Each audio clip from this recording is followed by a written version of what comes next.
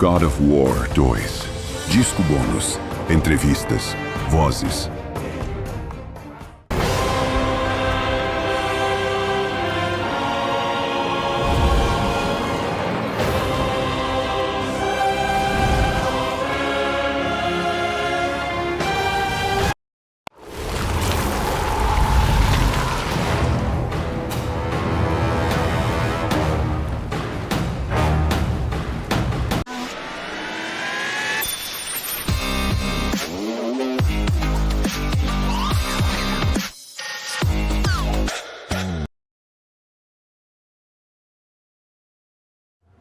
We are here at Signet Sound Studios, recording the voiceover dialogue. It really is the first time my words are coming to life from a voiceover perspective, so it's very exciting. We're getting ready to record Kratos, the lead character in God of War. T.C. Carson, who plays Kratos, was the original Kratos in the first God of War.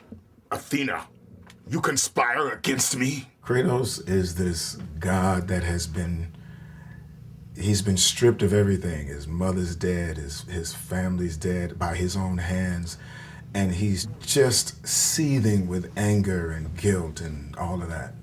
Return to Sparta and prepare for battle! People who play the game, they like being Kratos. You know, they like having that power. They like wielding that power. I, as a voiceover actor, I like wielding that power. You defy the God of War? I have a lot of rage. It's really not good.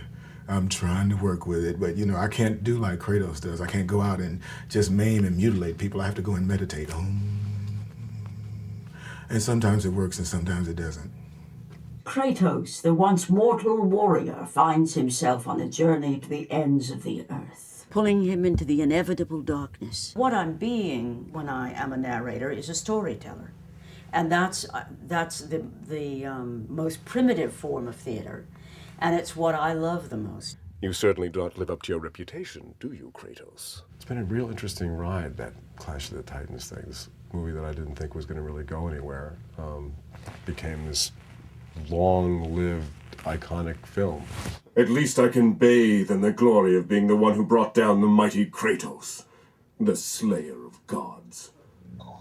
Although I hardly think a harpy's fool such as yourself deserves such praise. It's very interesting to go back in the booth today and try to recreate the ethos of that character and try to not make him sound too much like a kid, but more like a guy who's, obviously, Perseus would be a little bit older now.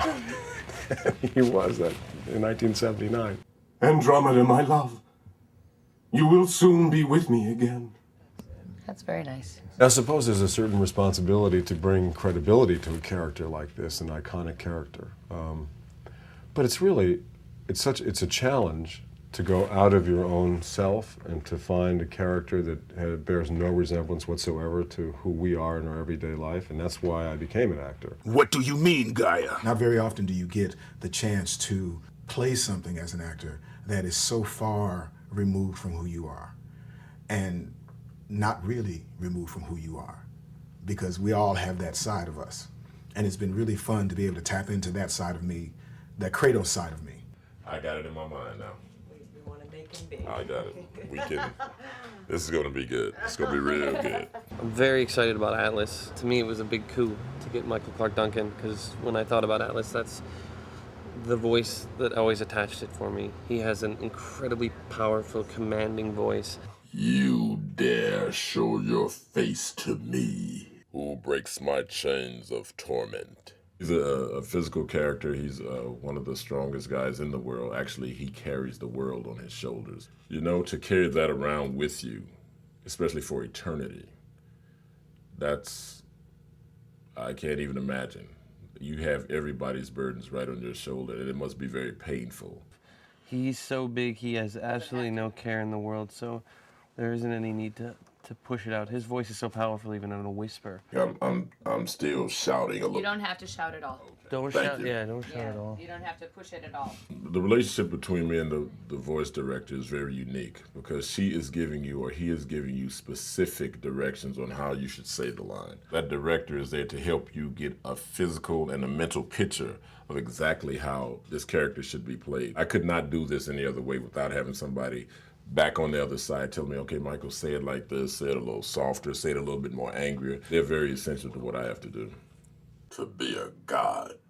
Well, that's what I'm talking about. Return to Sparta and prepare for battle. Usually they tell you to bring it in, make it smaller. Can you tighten it up? Return to Sparta and prepare for battle. In game world, bigger is definitely better. And in a game like this, you really can't be too big. This is take 9, and... This ends now! That's good. Very nice. We're being quite a team today, huh? It's great to work with people who can work with you, who know how to work with you, and know how to get the best out of you. All the power that made Kratos the god of war. What's so odd about doing these games is that, in fact, I can't tell you about my character because I don't know anything about her. You want a fairly gravelly, inflected voice for Gaia.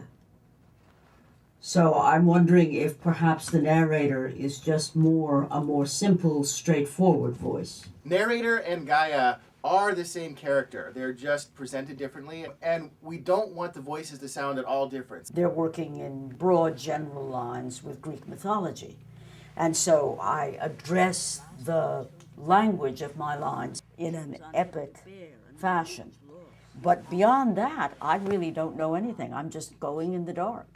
And they say, oh, that's great, or, oh, we'd like to try that again. So this exclamation point after away, even though he's got his head down on the door, is that still...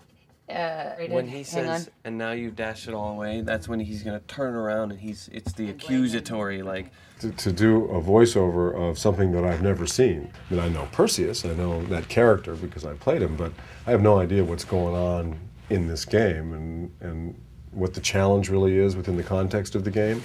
So it's a little odd. Am I, the great Perseus, to kill this fallen god to receive an audience with you? Nice. Will that allow me to bring my love back from the grasp of Hades himself? Yeah, that's great. That's where it's at. That's the level. The people that create the video games, I'm sorry, fellas, but they're a little nerdy. You know, t-shirts, jeans, and, you know, they are really particular about their game. To watch them listen and see their game come to life is really a joy. But there was more resting on Kratos' shoulders than he could know. My nephew is a big gamer and has friends. Sorry. Has friends who game. If they're all as bright as he is, yes. Sounds like a very interesting group of people. Fight, Spartan. I missed by a long shot being a computer kid. I was one of those people who had to learn how to do it in my 40s. So you're not a gamer? I'm not a gamer, no. My experience with video games in general is that right there. But, you know, I'm from the generation where, you know, computer stuff is, you know, we getting through it. A war the Titans believed we must win.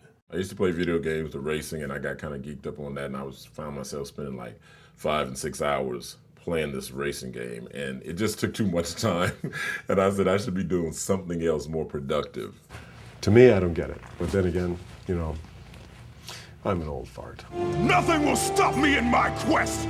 I will have my vengeance. I saw some of the pre-animation stuff, and they had put the voice in already, and to see the character move and to hear my voice come out of that, it was a trip. I would like to get that body right there. Maybe a couple more pounds, a couple more push-ups, I'll be there. It's a good thing I don't have to turn into that, isn't it?